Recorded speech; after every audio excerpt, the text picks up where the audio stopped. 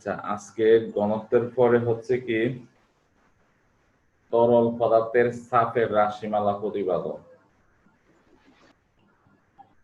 তরল পদার্থের চাপের রাশিমালা আমরা একটা পাত্র নিলাম, এই একটা পাত্র। এবার এটার মধ্যে যে কোন একটা বস্তু, মনে করো সিলিন্ডার আকৃতি বস্তু প্রবেশ করাইলাম। প্রবেশ করানোতে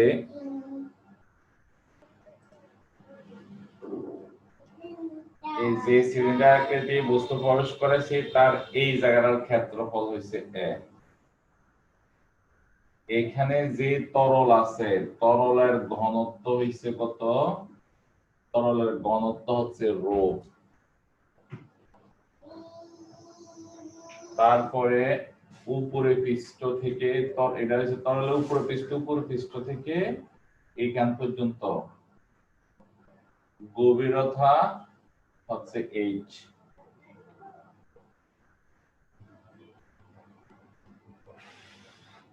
এবার আসো আমরা এই বিন্দুতে চাপ নির্ণয় করব। এর আগে প্রশ্ন হয়েছে তরলের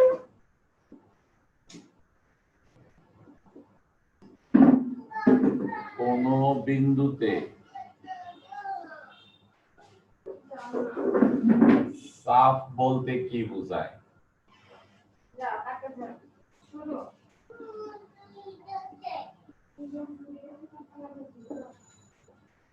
প্রশ্ন লেখো।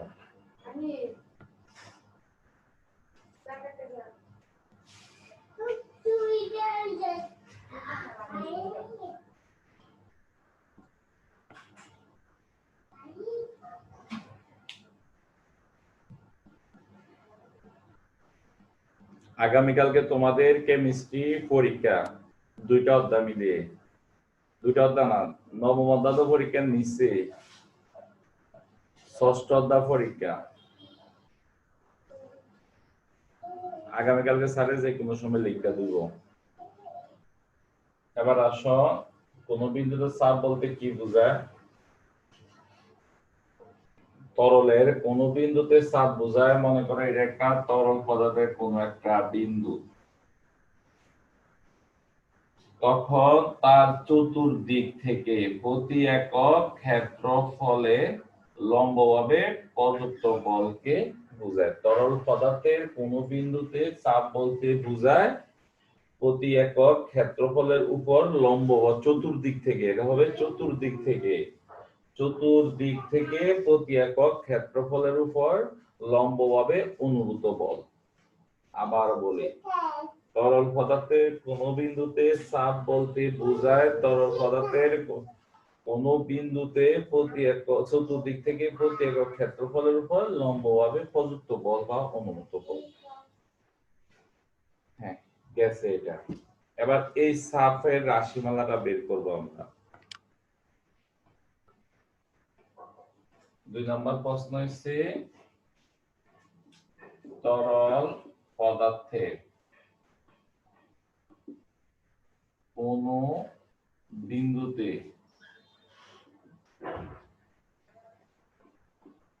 চাপের রাশিমালা নির্ণয়।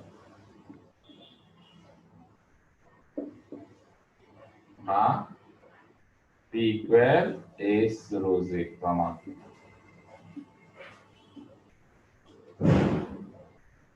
দেখো, না বুঝলে সাথে সাথে বলবা।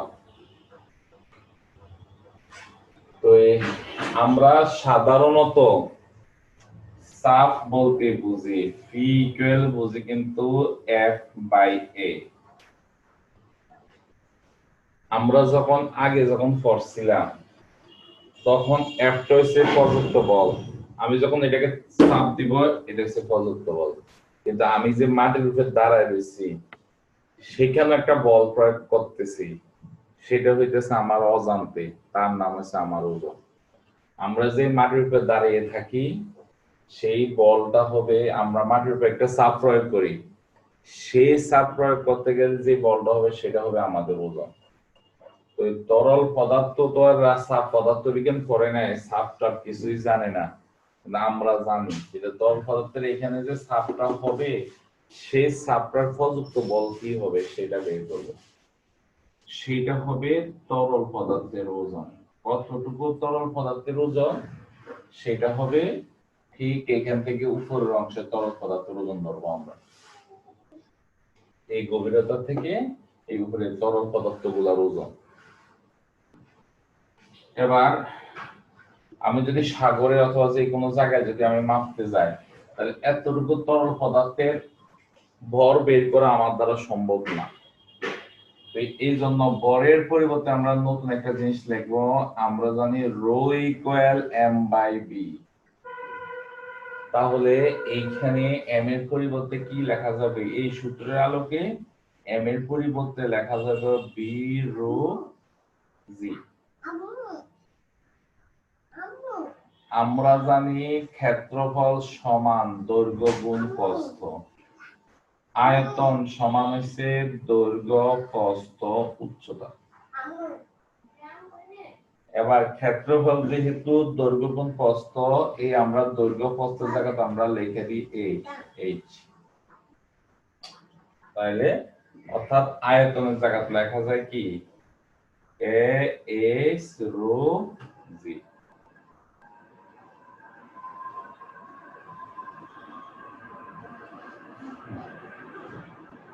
তাহলে আমরা একটা রাশি শিখছি, প্রমাণ করতে যে গেছিলাম একটা আরেকটা প্রমাণ করছি, সেটা হচ্ছে তরল পদার্থের কোন বিন্দুতে প্রযুক্ত বল, তরল পদার্থের কোন বিন্দুতে প্রযুক্ত বল তরল ওই বিন্দুর ক্ষেত্রফল, ওই বিন্দুর ক্ষেত্রফল এটা, এবং উপরিতল থেকে ওই বিন্দুর গভীরতা, এই হচ্ছে তরলের উপরিতল থেকে ওই বিন্দুর গভীরতা।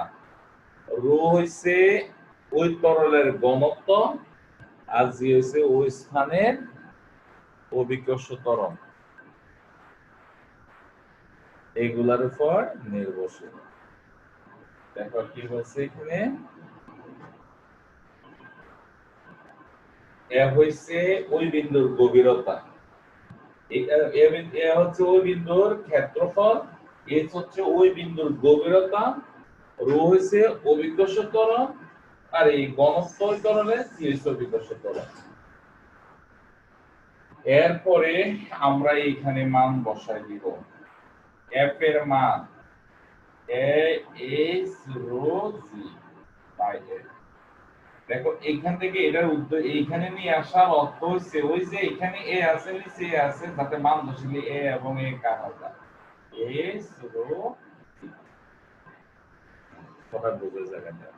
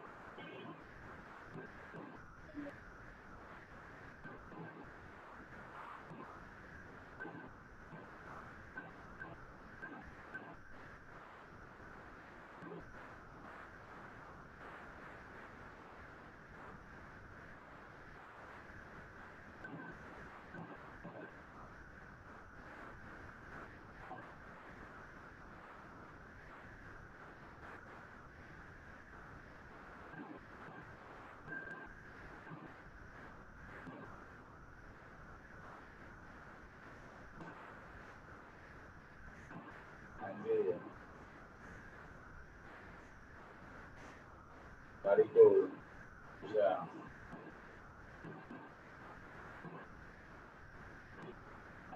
আচ্ছা পরে কাল দিন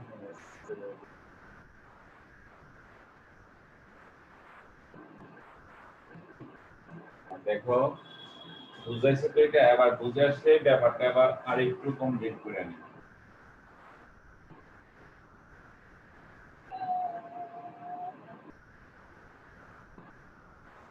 তাহলে আমরা যে চাপটা পেয়েছি সেই চাপ এই পি ইকুয়াল এস রো জি।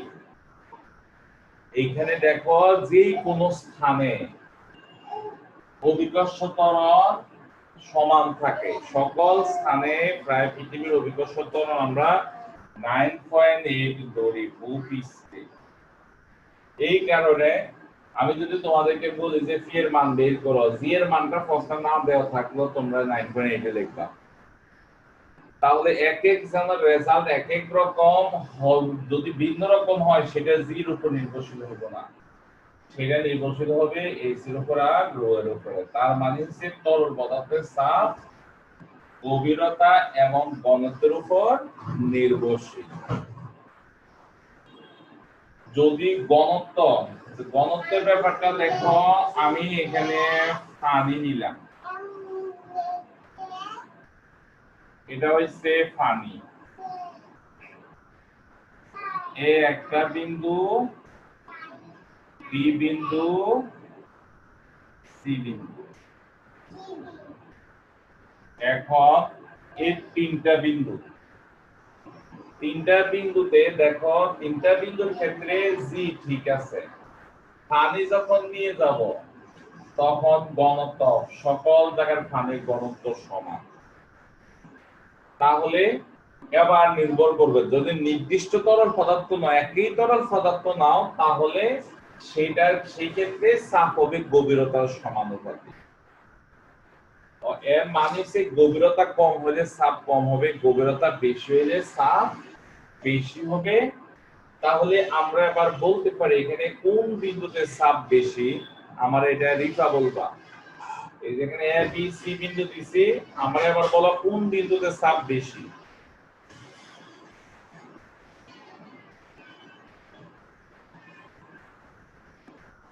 হ্যাঁ রিফা,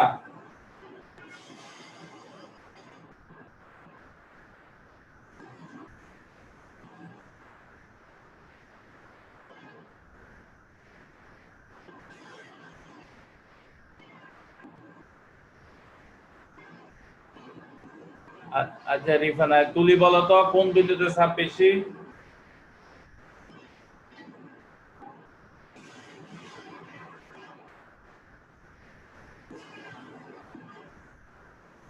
তুলি, জি স্যার। কোন বিন্দুতে চাপ বেশি? এখানে কি সময় আছে এত সময় নষ্ট করা?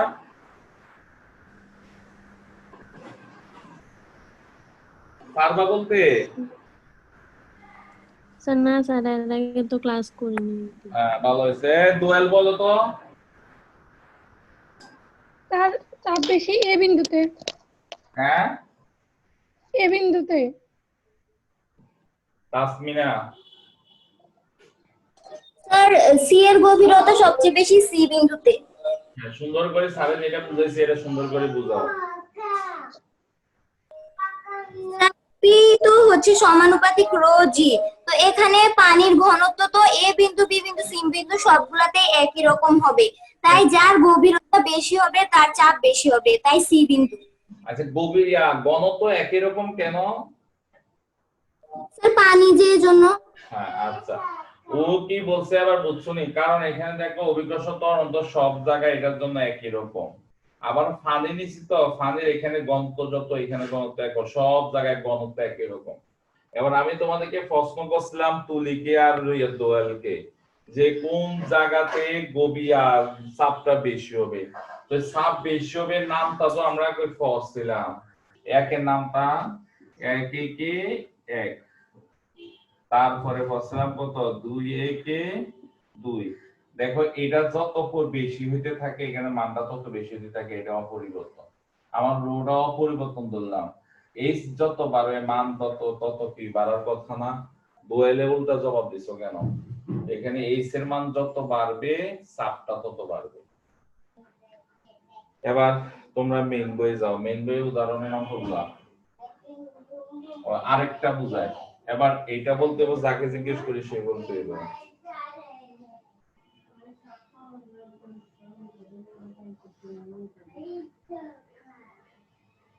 আমি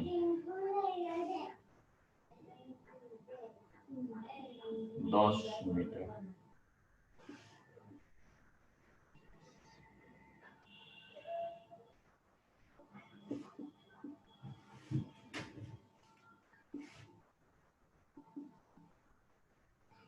কেরোসিন।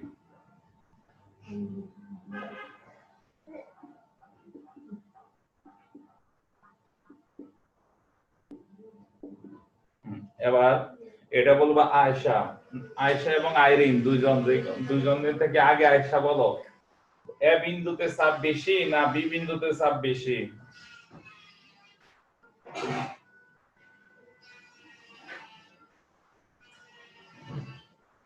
হ্যাঁ আয়েশা বলো তাড়াতাড়ি।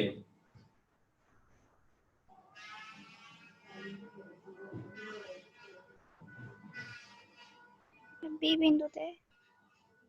হ্যাঁ, বি বিন্দুতে। ব্যাখ্যা করো কেন?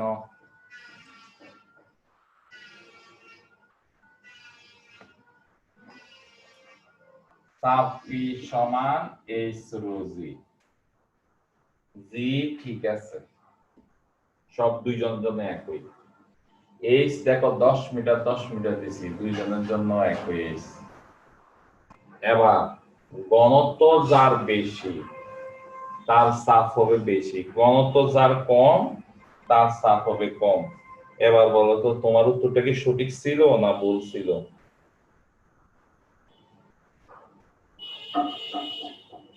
হ্যাঁ,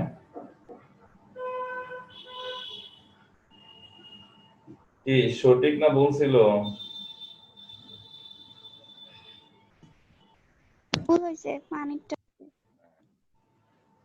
এরপরে আসো, হ্যাঁ তাহলে গেছে, এটা মেইন বই বাইর করো তোমরা।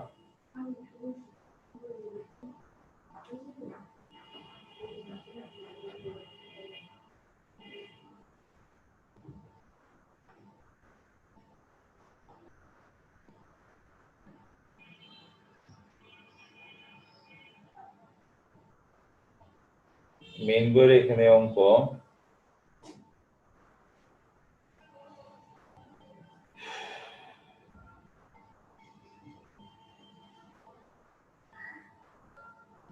পৃষ্ঠা নম্বর 35, পৃষ্ঠার উপর প্রশ্ন পারবা। আমি এখানে বলছি কেরোসিন, পানি, ফারদ এই তিনটি তরলের জন্য 50 সেন্টিমিটার নিচে চাপ বের করো। তিনটা তরলের জন্য 50 সেন্টিমিটার নিচে চাপ নির্ণয় করো। তাহলে তো পারা যায়। চাপ নির্ণয় সূত্র কি? পি ইকুয়াল এইচ রো জি।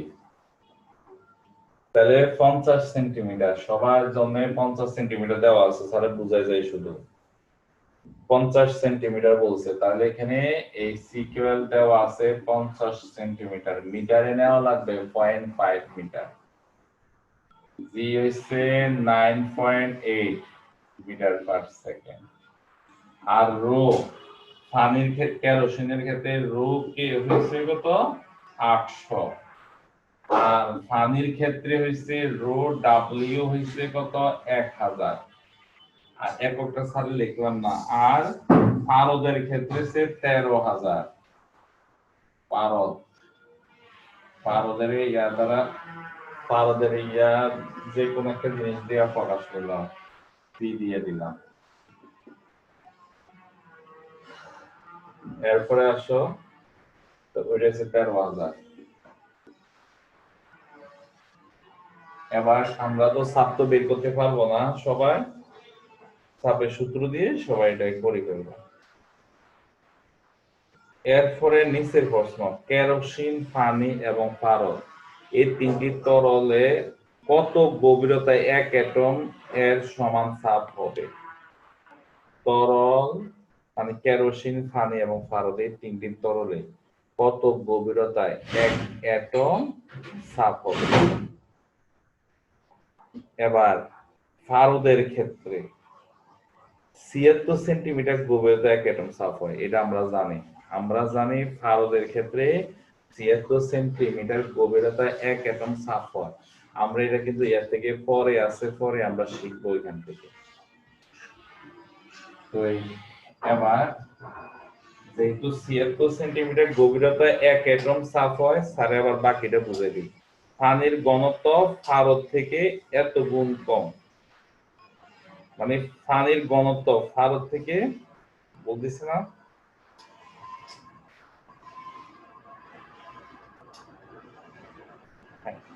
হ্যাঁ ঠিক আছে। পানির ঘনত্ব আমরা তো জানি পানির ঘনত্ব রো ডাব্লিউ হচ্ছে কত 1000 আর ফারদের ঘনত্ব হচ্ছে 13। ফারদের সময় ফারদের ঘনত্বটা কি বলেছি 13600। এই ফারদ পানির ঘনত্ব ফারদের কত বল যদি আমরা ভাগ করে দিই a row W rho P সমান সমান এই 1000 আর নিচে 13600। তখন এটাকে যদি আমরা কাজ করি রোফিটা উপরে তোলো তাহলে তোমাদের জন্য সুবিধা হবে। তাহলে উল্টে কাজ করলে 13.6। পানির ঘনত্ব এটা দ্বারা বুঝাইছে কি পানির ঘনত্ব ফারদের থেকে এত গুণ কম। আমরা এখানে ফারদের সাথে তুলনা করা লাগবে, যেহেতু আমরা ফারদের মাত্রা জানি সেহেতু পানির ঘনত্বটা ফারদের সাথে তুলনা করা লাগবে। তো এটা তুলনা করতে গেলে পানির ঘনত্বটাকে ফারদের সাথে তুলনা করতে বলছে, তাহলে রো ডাব্লিউ এটাকে যদি আবার আমি এখান থেকে এটা উল্টাইছি এই কাজটা করার জন্য। এখন যেহেতু পানির ঘনত্বটাকে ফারদের সাথে তুলনা করা লাগবে সেহেতু এটাকে আবার উল্টাবো রো পি সমান সমান হবে কত এই 6। এটার অর্থ হইছে কি পানির ঘনত্ব ফারদের থেকে এত গুণ কম। আর যদি এই আকারে থাকতো তাহলে বলতাম যে এত গুণ বেশি। দেখো এরকম অর্থ হইছে কি এটার ঘনত্ব এটার থেকে এত গুণ কম, এটার ঘনত্ব এটার থেকে এত গুণ কম, আর এটার অর্থ হইছে কি এটার ঘনত্ব এটার থেকে এত গুণ বেশি। দেখো দুটা লাইনের দুই রকম কাহিনী। এই লাইনের অর্থ হইছে এটার ঘনত্ব এটার ঘনত্ব এটার থেকে এত গুণ বেশি, আর পানির ঘনত্ব এটার থেকে এত গুণ কম। এটা দ্বারা কম বোঝায়। এবার আমরা অঙ্কটা করব। আচ্ছা এটা একটা বের করছি, এরপর তাহলে আমরা এটা অঙ্কটাকে একটু সুন্দর করে সাজাইয়ে করি, তাদের মতো না করে। তো আমরা জানি পারদের ক্ষেত্রে 76 সেন্টিমিটার গভীরতায় ওই লাইনটা লেখো।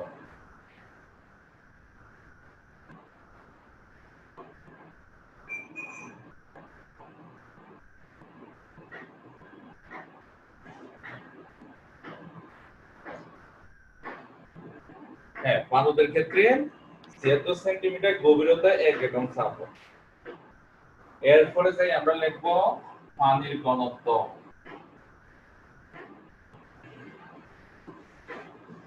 রো ডাব্লিউ সমান 1000। পারদের ঘনত্ব রো পি সমান সমান হইছে 13600। তারপরে সে আর কি দিছে এখানে কেরোসিনের ঘনত্ব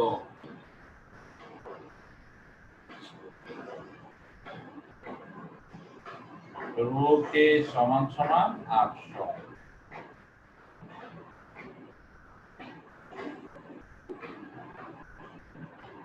এরপরে আমরা ইয়া বের করব, কিন্তু এটা বড় মানে দুইটা তুলনা করব, যেহেতু এটা বড় এটা ছোট এই জন্য রো পি উপরে লেখো রো ডাব্লিউ নিচে 1000 13600 13.6। এরপরে এটাকে উল্টে ফেল rho W by rho P. সুতরাং পানির ঘনত্ব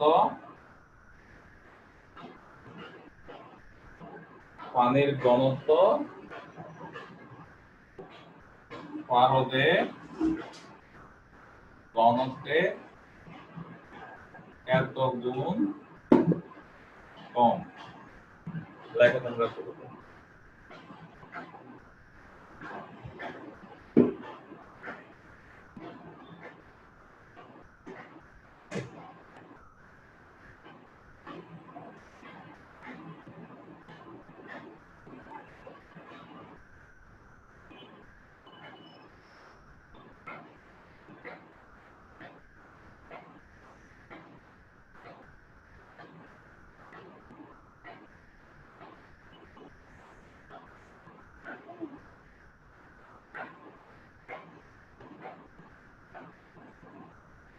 এবার হইব কি, সুতরাং পানির গভীরতা পারদের গভীরতা 13.6 গুণ বেশি হবে।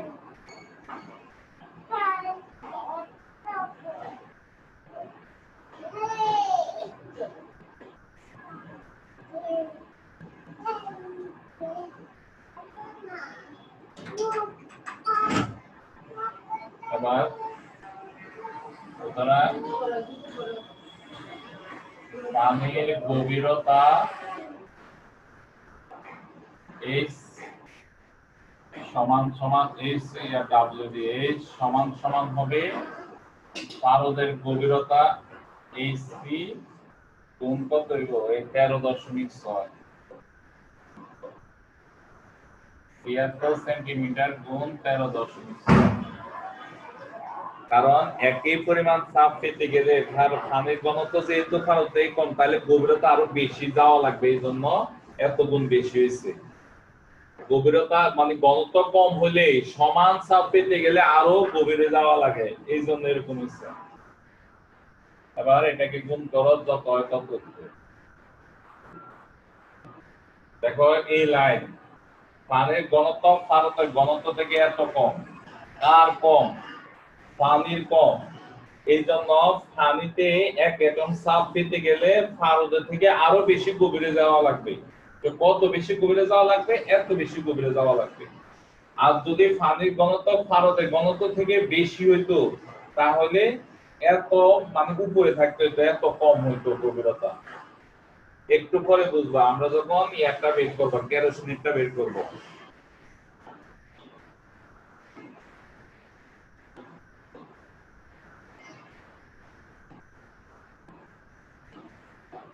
আবার rho K by rho W, এই যে এখানে এই বাগদা দিতে সহজ দেখে পানিটা নিচে লিখলাম 0.8, তাহলে রো এটা দ্বারা বোঝায় সুতরাং কেরোসিনের ঘনত্ব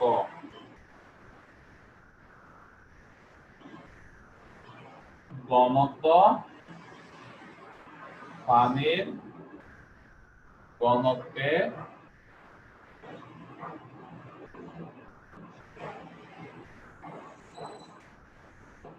এত গুণ, সরাসরি লিখবে 0.8 গুণ।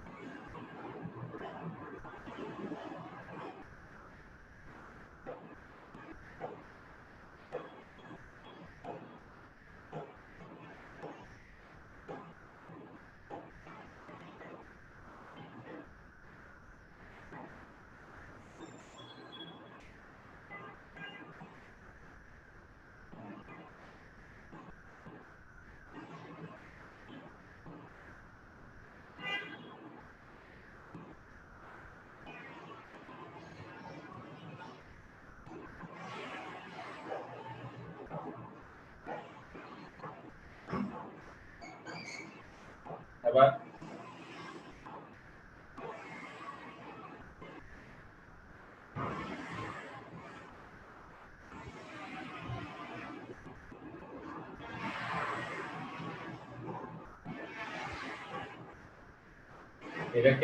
এটাকে বেশি লেখে, এরকম থাকলে লেখে বেশি। সুতরাং এবার সরাসরি, সুতরাং কেরোসিনের ঘনত্ব, কেরোসিনের গভীরতা পানির গভীরতা এত গুণ কম। এবার লিখে কম বললে ভাগ হবে, বেশি হলে গুণ হয়, কম বললে কি হবে ভাগ হবে। সুতরাং কেরোসিনের গভীরতা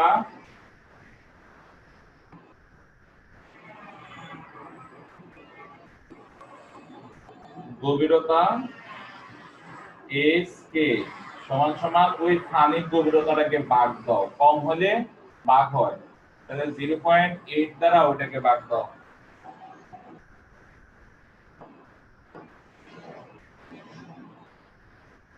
ওটা হচ্ছে কত, পানিটা ছিল 10.34 মিটার, এটাকে ভাগ দাও, ভাগ দিলে দেখবে আসবে 12.92 মিটার। এই বই একবারে বাংলা কথা লেখা এগুলোরে এলোমেলো করে ফেলছে। এই আকারে থাকলে আমরা দেখো এখন তো বার করবো কেরোসিনের ঘনত্ব, তো কেরোসিনের ঘনত্বটাকে পানির ঘনত্বের সাথে তুলনা করছি।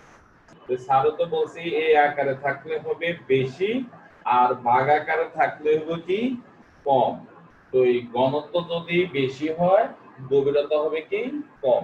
তো এই কম হলে কি হবে, এখানে যদি কম আসে তাহলে এটা দ্বারা ভাগ হবে, ভাগ হলে দেখো এই রেজাল্ট আছে।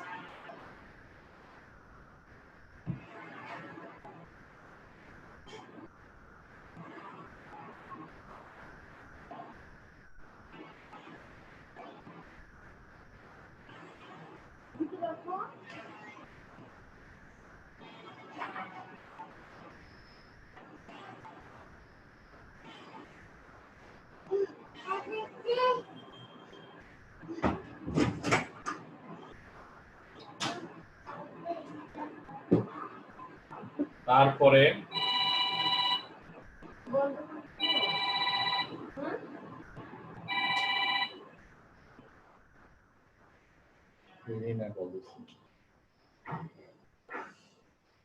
হ্যাঁ, এবার আসো এটা শেষ হলে এবার আর্কিমিডিসের সূত্র করাবো। আর্কিমিডিসের সূত্র হচ্ছে কি, কোন বস্তুকে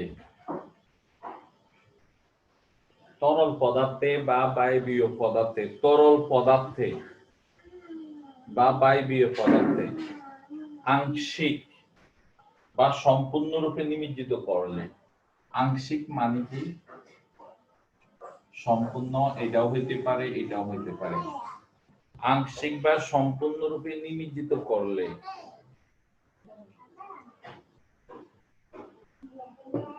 তরল বা বায়বীয় পদার্থে কিছু মান দেখো, আবার কোন বস্তুকে তরল বা বায়বীয় পদার্থে আংশিক বা সম্পূর্ণরূপে নিমজ্জিত করলে বস্তু কিছু ওজন হারায় বলে মনে হয়।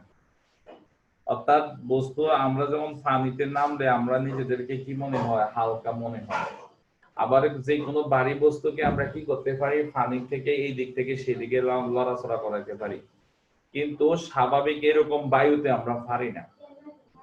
কারণটা কি, কারণটা ব্যাখ্যাটা পরে জানবো, কিন্তু সংজ্ঞাটা আগে দেখো যে আর্কিমিডিস বলছে কি, কোন বস্তুকে তরল বা বায়বীয় পদার্থে আংশিক বা সম্পূর্ণরূপে নিমজ্জিত করলে বস্তু কিছু ওজন হারায় বলে মনে হয়, ওজন হারায় বলে মনে হয়। এই হারানো ওজন কেন ওজন হারায়, এই হারানো ওজন বস্তু কর্তৃক অপসারিত তরল পদার্থ বা বায়বীয় পদার্থের ওজনের সমান। যে ওজনটা হারায় সেই ওজনটা হবে বস্তু কর্তৃক অপসারিত তরল বা বায়বীয় পদার্থ ওজনের সমান। এই যে এই বস্তুটাকে পানিতে আংশিক নিমজ্জিত করছো, তাহলে এখানে মানে তরল পদার্থ আংশিক নিমজ্জিত করছো, এখানে তরল পদার্থগুলো কই গেছে, এখানকার তরল পদার্থগুলো অপসারিত হয়ে গেছে, মানে এই জায়গাটা থেকে সরে গেছে। এই বস্তুটা যে জায়গাটা দখল করছে এই তরল পদার্থগুলো কই গেছে, এখান থেকে সরে গেছে। এইখানকার এগুলা কই গেছে, এখান থেকে সরে গেছে। এখন যদি আমি এরকম একটা ব্যবস্থা করি যে পানি নিলাম, এতটুকু পানি নিলাম, পানি যেখানে নিছি ওইখানে একটা লেভেল বরাবর একটা ছিদ্র করলাম,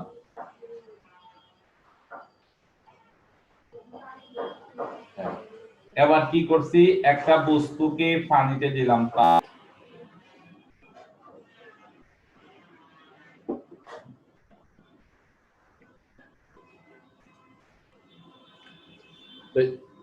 বস্তুটাকে যে মতো এখানে দিব, তাহলে এইখানকার ফানিগুলো আছে না, এই যে এই জায়গার ফানিগুলো এখানে চলে আসবে। এখন আমরা যদি এই ফানিগুলোকে যদি পরিমাপ করি, তাহলে এই ফানিগুলার ওজন আর এই বস্তুটার হারানো ওজনের সমান হবে। আর্কিমিডিস বলছে কি, যে ওজন হারায় বলে মনে হয়, ওই হারানো ওজনের মান এই অপসারিত তরলের ওজনের মানের কি হবে, সমান হবে। এই গেছে আর্কিমিডিসের নীতি। তারপর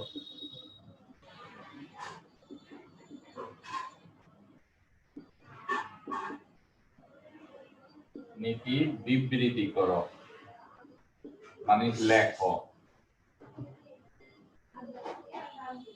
2 নাম্বার হচ্ছে প্লবতা কাকে বলে। 3 নাম্বার দেখাও যে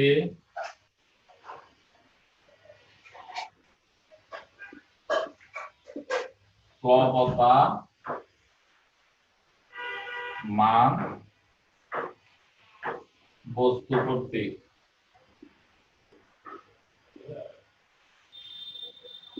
অপসারিত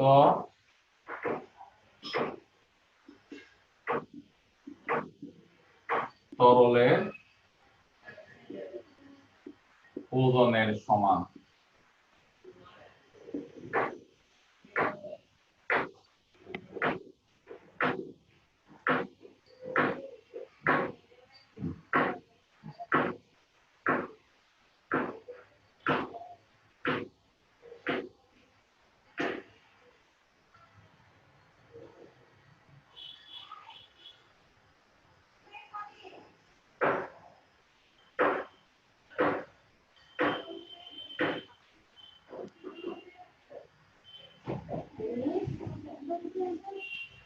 তারপরে প্রশ্ন বুঝাবো, বস্তু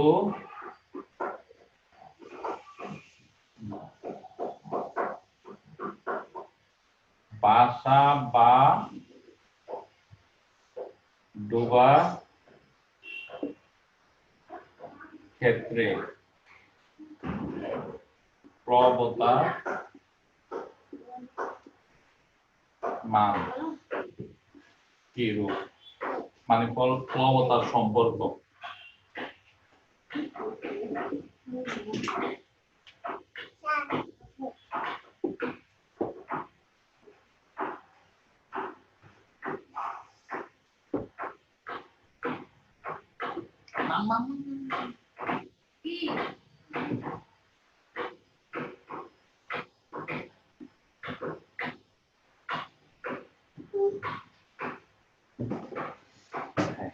তারপরে আসো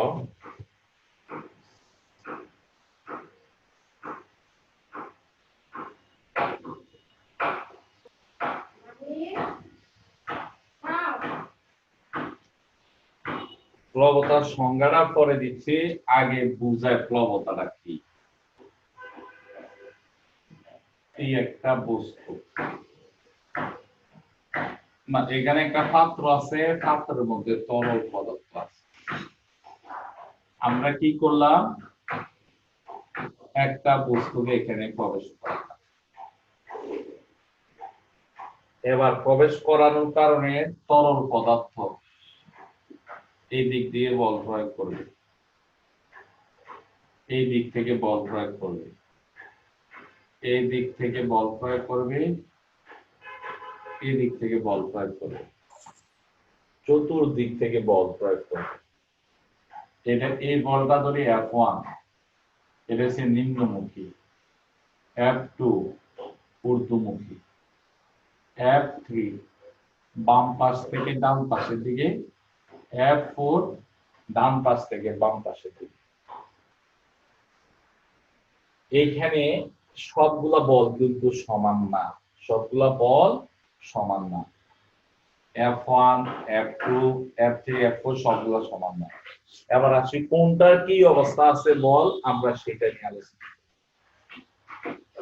F3 এবং F4 দুইটা বল সমান। আমারে কে বলতে পারবে? তানবীর এবং তোকে দুইজনে বলো তো, আগে তানবীর বলো, এখানে F3 বড় হবে না F4 বড় হবে না দুটো সমান হবে? কারণ সব বলতে হবে।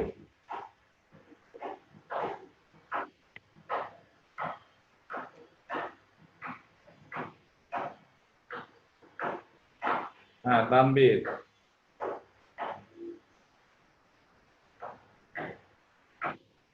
হ্যাঁ তোর কি বলতো? তানবীর নাই মনে হয়। স্যার এই দুটোটার মান সমান হবে।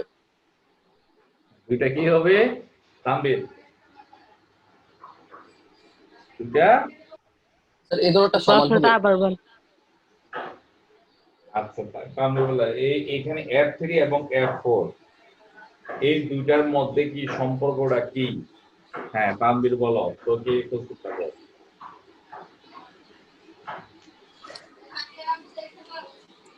তাড়াতাড়ি তানবীর।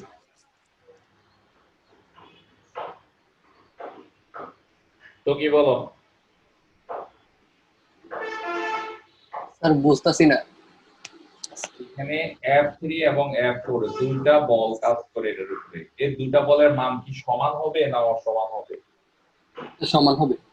কেন সমান হবে? দুটোটার গভীরতা একই। হ্যাঁ, কারণ দেখো এই F3 বলতে আমি পুরা পৃষ্ঠা বুঝেছি, F4 বলতে পুরা পৃষ্ঠা বুঝেছি। তরলের এইখান থেকে এখানকার প্রত্যেকটা মানে এই তো এইটার গভীরতা পুরাটার জন্য প্রত্যেকটা বিন্দুর জন্য গভীরতা কি হবে? সমান।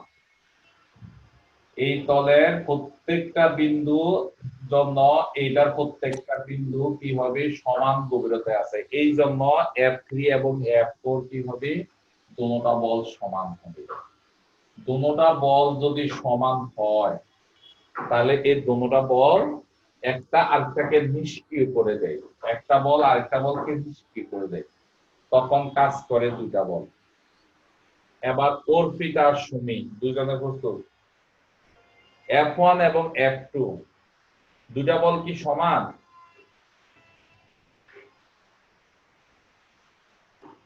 হ্যাঁ তাড়াতাড়ি স্পিকার অন করো। অর্পিতা আর সুমি দুইজনে অন করো।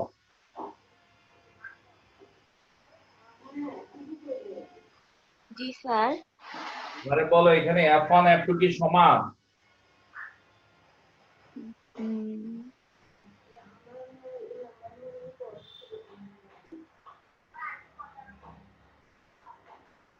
তাড়াতাড়ি কইতে হবে, না পারলেও বলতে হইব।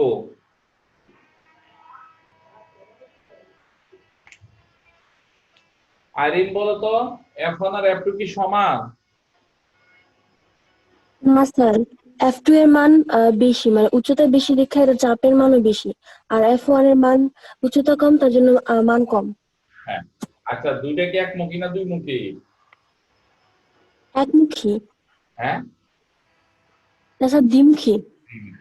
F1 টা কি উপরের দিকে কাজ করে না নিচের দিকে? স্যার উপরের দিকে। F1 নিচের দিকে, F1 নিচের দিকে, F2 হ্যাঁ নিচের দিকে, F2 উপরের দিকে। এবার বলো তো কোনটা বেশি হবে? স্যার দুইটাই সমান উচ্চতা হবে, কারণ বস্তুটা মাঝখানে নিমজ্জিত। না না, বল কোনটা বেশি হবে? F1 বেশি না F2 বেশি? Sir F2। F2 বেশি। আচ্ছা, ভরাট কলসি, একটা কলসি পানি একবারে ভরাট করা আছে, এই কলসির পানিটা নিচের থেকে উপরের দিকে তুলতে সহজ না একটা খালি কলসিকে পানির ভিতরের দিকে নিতে কষ্ট?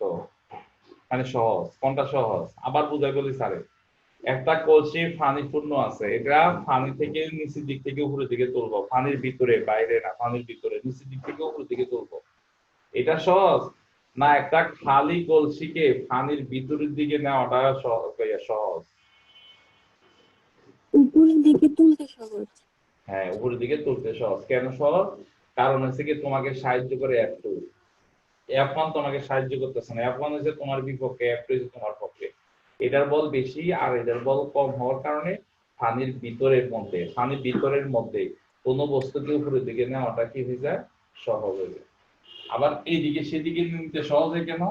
কারণ তুমি যখন এটা সাধারণত F4 বলছি, এটা F3 বলছি, হ্যাঁ তুমি যখন কি করে এটাকে ধাক্কা দাও, তুমি যখন এখানে এসে ধাক্কা দাও, তাহলে এটা বেশি হয়ে যায়, এটা কম হয়ে যায়, এই জন্য বস্তুটা সহজে ওইদিকে সরে যায়।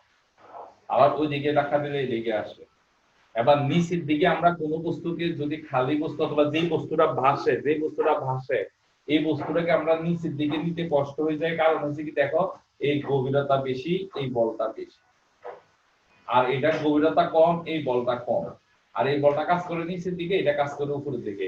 আমরা চাইবো নিচের দিকে নিতে ভাসমান বস্তুটাকে, কিন্তু একটু বেশি হওয়ার কারণে আমরা নিতে কষ্ট হয়ে যায়।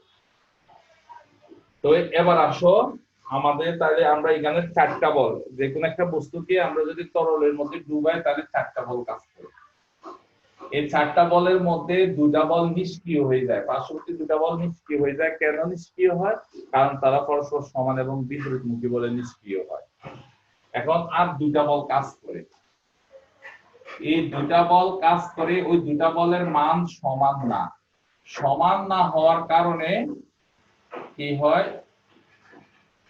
সমান না হওয়ার কারণে এদের মধ্যে একটা লব্ধি বল থাকে। লব্ধি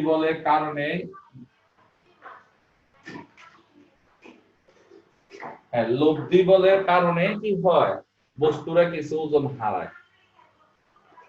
এবার আসো আমরা এই রাশিমালাটা আমরা প্রতিপাদন করি। প্রথম হচ্ছে আমাদের ঊর্ধ্বমুখী বল, ঊর্ধ্বমুখী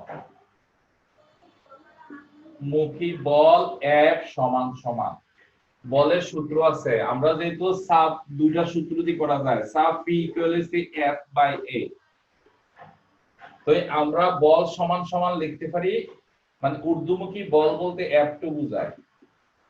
তাহলে আমরা F2 সমান লিখতে পারি কি কি? এইটার এই জায়গার ক্ষেত্রফল হলে এটার ক্ষেত্রফল A হবে, তো এই জায়গার সাবটা দিলাম আমরা P2।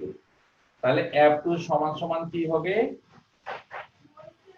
P2A।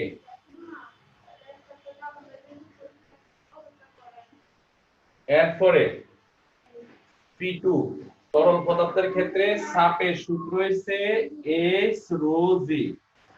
এখানে অভিকর্ষ ত্বরণ G, ঠিক আছে। তরল পদার্থ যেহেতু পুরো জায়গা তরল পদার্থ ঘনত্ব এইখানে যত হবে এখানে তত হবে, রো ঠিক থাকবে। তাহলে এখানে গভীরতা সাথে H2 ধরছি, তাহলে এখানে H2, তাহলে P2 সমান হচ্ছে কত? H2ρg। H2ρg। তাহলে তোমাদের বইয়ের আলোকে প্রমাণটা করে দিলাম, কিন্তু আমরা একটু আগে যে প্রমাণ করছিলাম সরাসরি এই সূত্রটা শিখছিলাম আমরা। হ্যাঁ, এরপরে আসো নিম্নমুখী বল।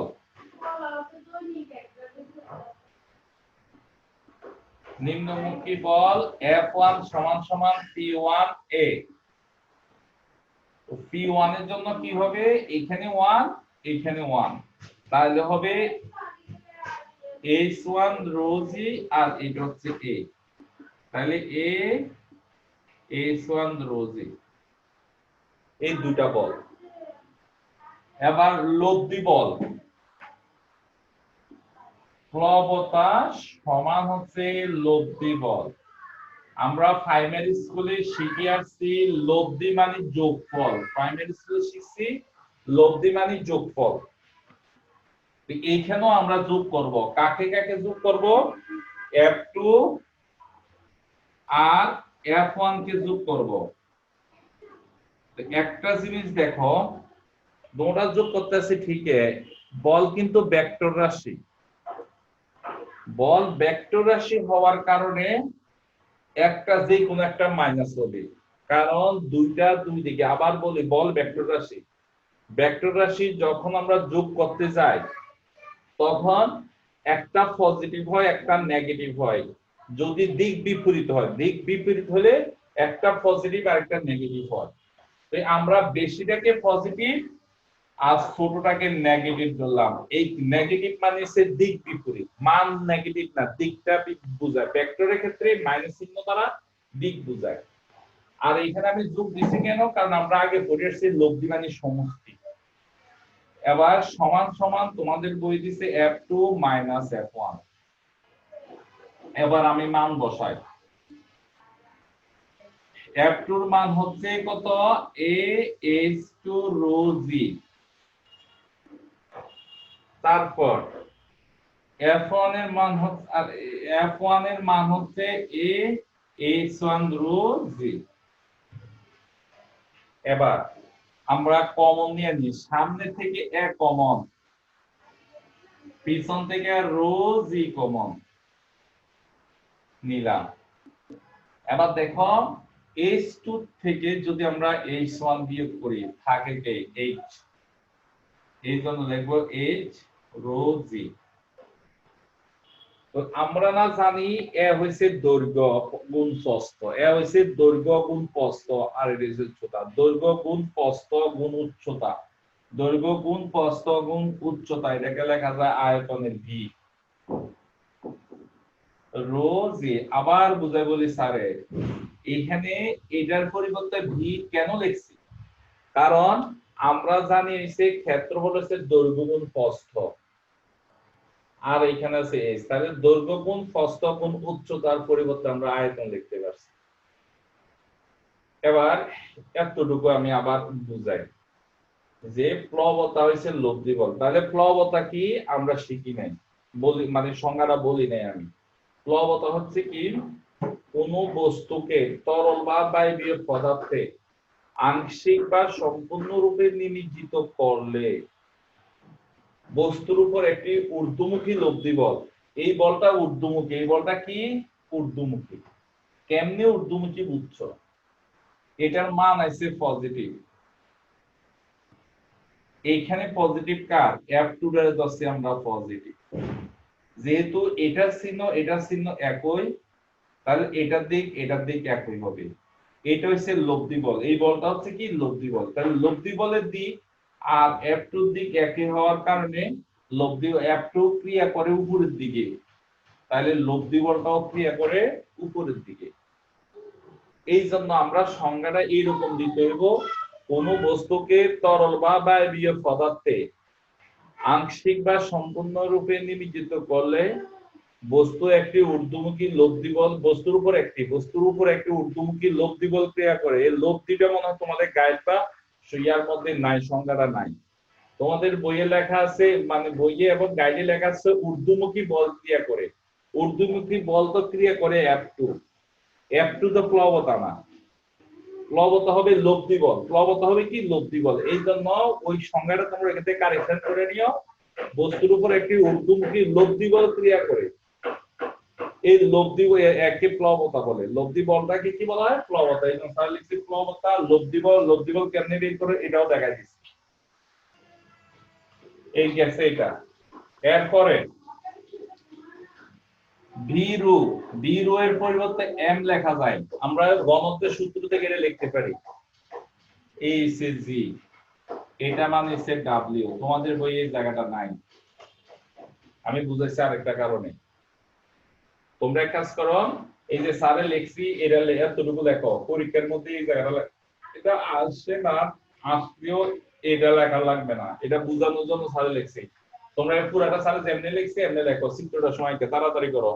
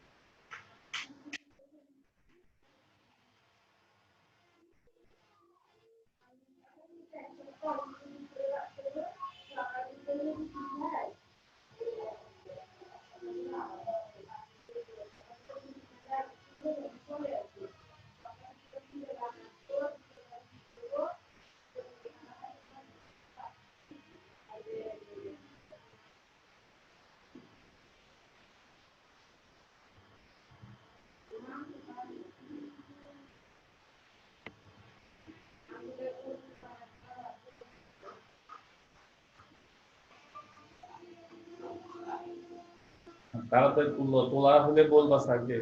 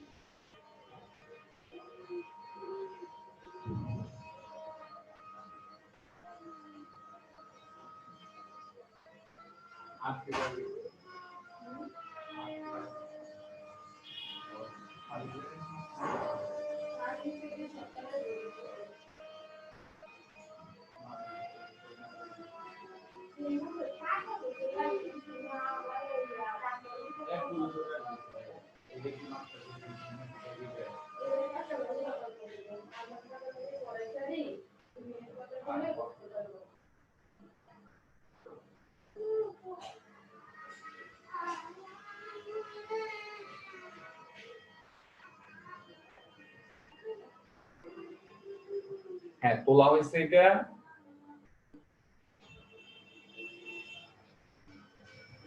জি স্যার। এবার আসো, স্যারের প্রশ্ন এখানে বিটা কি? এইখানে বি হচ্ছে এইটার আয়তন, সিলিন্ডারটার আয়তন। এই যে বস্তুটাকে ডুবাইছি সেই বস্তুটার আয়তন হচ্ছে ভি।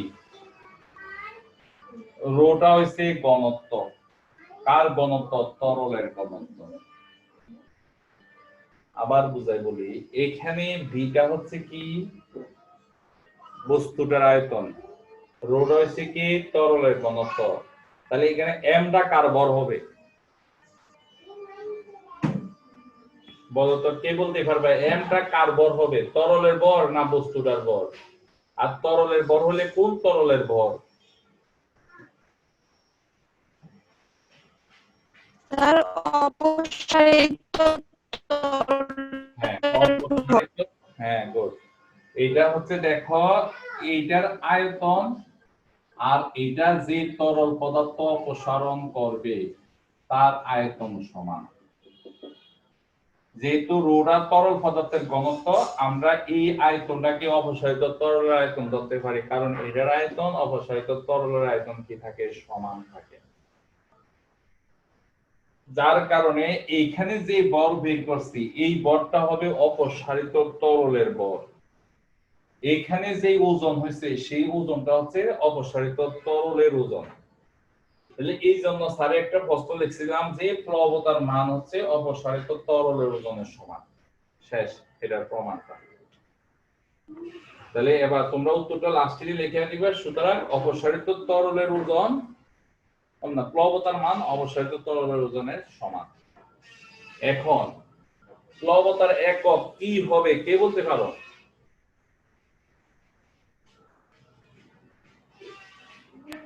Sir Newton. প্লবতার একক নিউটন, কারণ বলের একক নিউটন আর ডাব্লিউ ওজনের একক নিউটন, এই জন্য প্লবতার একক হচ্ছে কি? নিউটন।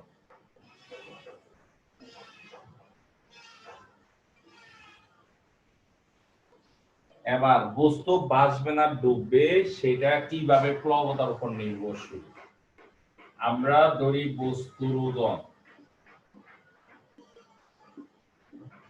বস্তুর ওজন সমান ডাব্লিউ আর প্লবতা সমান ধরে নিলাম ডাব্লিউ1। তরল পদার্থের মধ্যে কোন একটা বস্তুকে রাখলে তিনটা অবস্থা বিরাজ করে। একটা অবস্থা এটাকে বলা হয় আংশিক,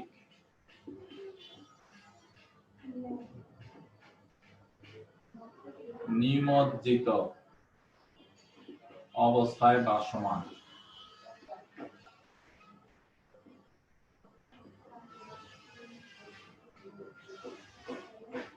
এটা হচ্ছে নিমজ্জিত অবস্থায় ভাসমান।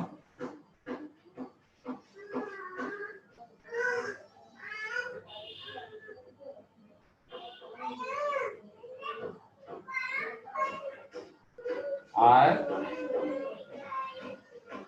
এটা হচ্ছে ডুবন্ত।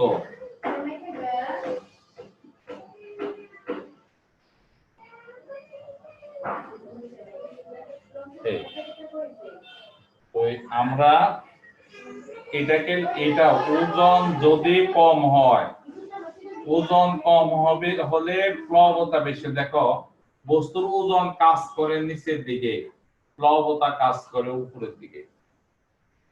ওজন যেহেতু নিচের দিকে কাজ করে, প্লবতা যেহেতু উপরের দিকে কাজ করে, এটা যেহেতু বাঁশের এই জন্য প্লবতাটা বেশি, ওজনটা কম। আর এটার ক্ষেত্রে প্লবতা এবং ওজন দুটাই সমান, কারণ এটা নিমজ্জিত অবস্থা, তরলের উপরের পৃষ্ঠের সাথে এটা লাগানো আছে, এই জন্য এটাকে বলে নিমজ্জিত অবস্থায় ভাসমান। ডুবন্ত, ডুবন্ত মানে ওজন বেশি, প্লবতা হবে কম, কারণ ওজন কাজ করে তো নিচের দিকে, প্লবতা কাজ করে উপরের দিকে, ওজন বেশি দিকে দুইটা নিচের দিকে পড়ে গেছে। এই দুটোটা একই। হ্যাঁ, চিত্রটা তোমরা এই তথ্যটা লেখো, কারণ এটা তথ্যটা তো আমরা অঙ্কের মধ্যে কাজে লাগে। আবার এটা বস্তু বাসন এবং নিমজ্জনের কারণ ব্যাখ্যা করো, ক্ষতে আসে।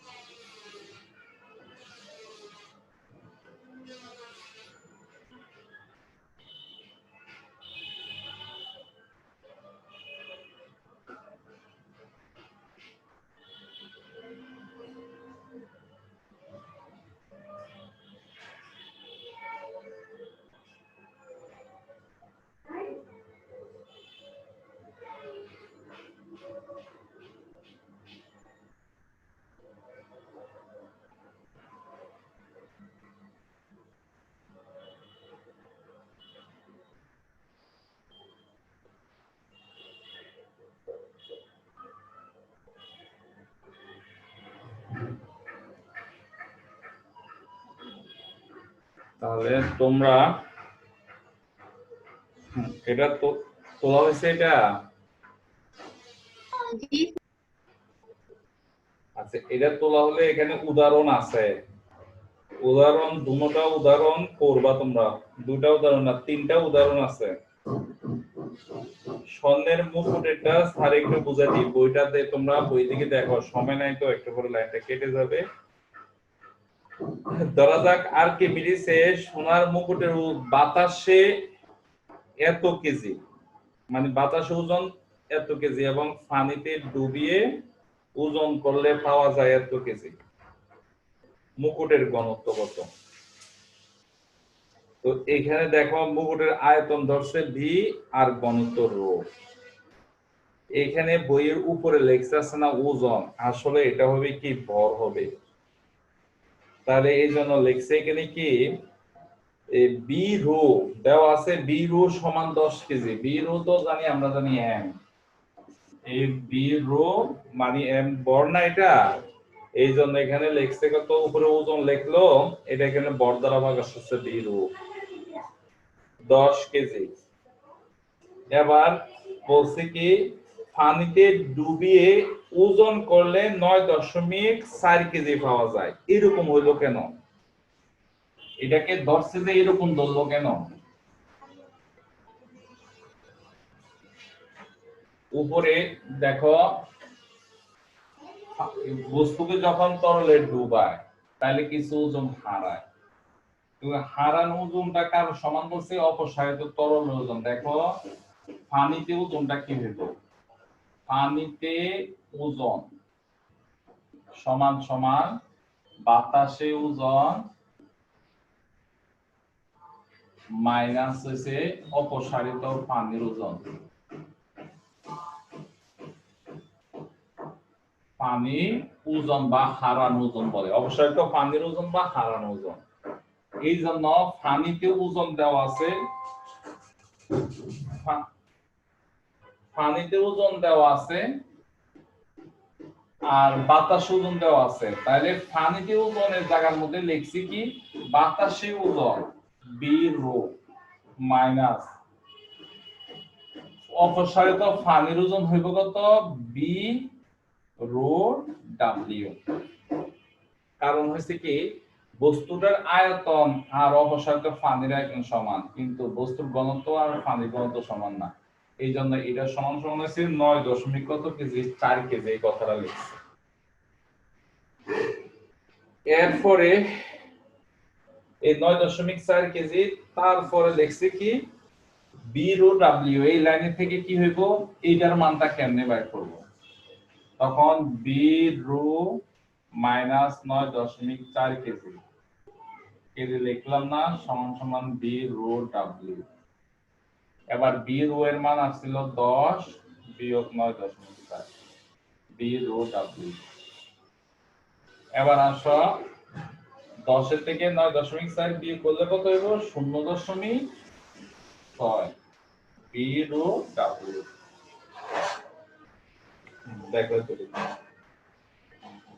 এবার আয়তনটা বের করছে, কারণ আমরা যেহেতু এখানে পানির ঘনত্ব তো আমরা জানি, পানির ঘনত্ব জানি, এই জন্য আয়তন হইবে কত? পানির ঘনত্ব মানে হচ্ছে 1000 0.6। সায়েন্স মোডে এটা রেজাল্ট বার করলে হইব 10 ইনভার্স 4 মিটার কিউব। তাহলে এটা হচ্ছে কার আয়তন? তারা যে এটা বার করছে এটার সাথে মিলবে না, মানে ওই আমরা আয়তন আর তাদের আয়তন মিলে না। আমি সরাসরি রেজাল্টটা বের করছি এই আয়তন। তো আমাদের মুকুটের যে স্বর্ণের মুকুট ছিল তার ঘনত্ব বের করতে বলছে। তো এই ঘনত্ব সূত্র কি? Rho equal M by V. M তো দেওয়া আছে 10 কেজি, আর আয়তন পাইছি আমরা কত? 6 ইনটু 10 ইনভার্স 4। এবার এটার মান বের করলে কি হয়ে যাবে? মুকুটের আয়তন করে পেয়ে যাবে, মানে মুকুটের ঘনত্ব পাবা। একক স্বর্ণের ঘনত্ব এবার বের করার পরে তারা এখানে বলছে কি নিচে একটু মানে উত্তর লেখার সময় আর একটু লাগাইছে। লাগানোটা কি? আসল স্বর্ণের ঘনত্ব হচ্ছে 19,300, কিন্তু এটা যেহেতু হয়েছে 16,666, মানে আসল ঘনত্বের সাথে যেহেতু মেন ঘনত্বটা মিলে নাই, তাহলে আমরা বুঝে নেব কি স্বর্ণের মুকুটটা খাঁটি ছিল না, নকল ছিল, ভেজাল মিশ্রিত আছে। তাহলে এইভাবে এই অঙ্কটার সাহায্যে আরেকটা অঙ্ক আমরা এরকম করতে পারি, বস্তুর ঘনত্ব বের করে বলতে পারবো আমরা বস্তুটা কি খাঁটি না ভেজাল আছে। কারণ যদি ঘনত্ব যদি মেন ঘনত্বের সাথে না মিলে তাহলে ভেজাল আছে, বেশি হইলো ভেজাল, কম হইলো কি আছে? ভেজাল আছে। এখান থেকে 3টা উদাহরণ ভালোভাবে তোমরা করবা। বাংলাদেশের নৌপথের দুর্ঘটনার কারণ এটা করবা। আগামী 5 কি করবো? এই এতটুকু অঙ্ক সৃজনশীল করাবো। সবাই ভালো থেকো, আল্লাহ হাফেজ। আর খুব ভালোভাবে এটা করবা। কালকে কেমিস্ট্রির 6ষ্ঠ অধ্যায় পরীক্ষা, ওইটা ভালো করে পড়ো, এটাও এতটুকু ভালো করে পড়বা। আর তোমাদের রেজাল্ট হবে কিন্তু স্কুলে যে পরীক্ষা, ওই পরীক্ষার রেজাল্ট হবে। কারণ এই পর্যন্ত প্রায় 3600 পরীক্ষা দিচ্ছে কুইজ প্রতিযোগিতা, তার মানে যারা সাবমিট করতে পারছে তারাই পরীক্ষা দিতে পারবে, এই জন্য তোমাদের রেজাল্ট হবে। আল্লাহ হাফেজ।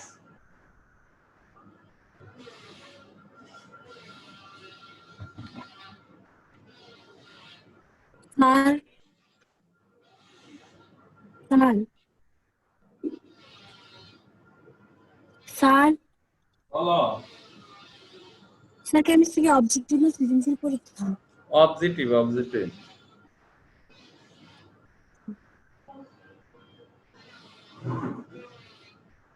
অবজেক্টিভ স্যারে বড় বড় অঙ্ক দিয়ে দিব শুধু